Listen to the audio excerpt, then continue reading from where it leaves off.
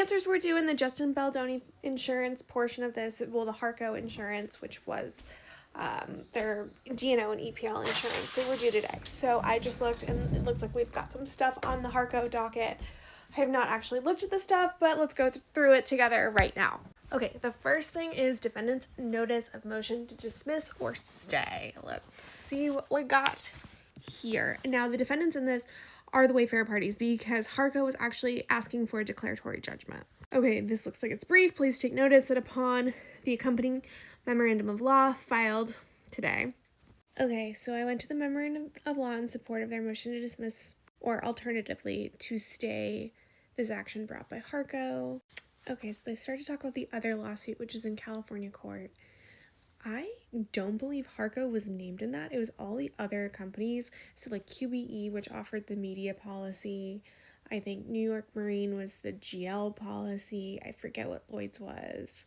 It says the insureds allege that the other insurers, like Harco, owe a duty to defend them or pay defense costs in the Lively lawsuit, and that they've acted in bad faith by not doing so.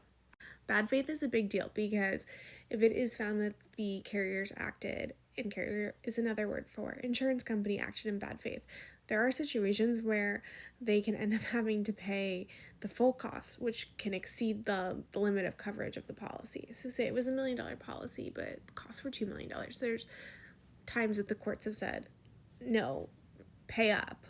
You put them basically through hell, denying.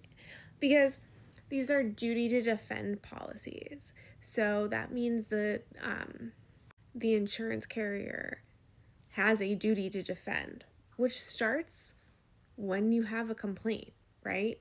When you have something that gives rise to a claim. And so one of the arguments that Harco had made was that the 17-point list constituted a claim and therefore they weren't on notice.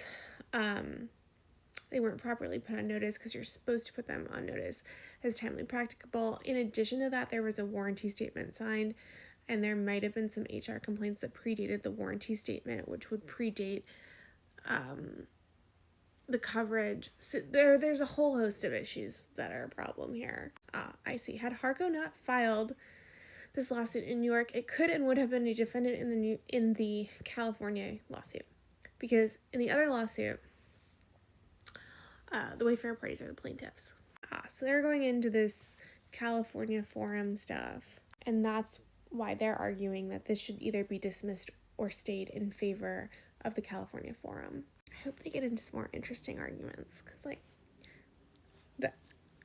again, that feels more like procedural to me, right? Like that's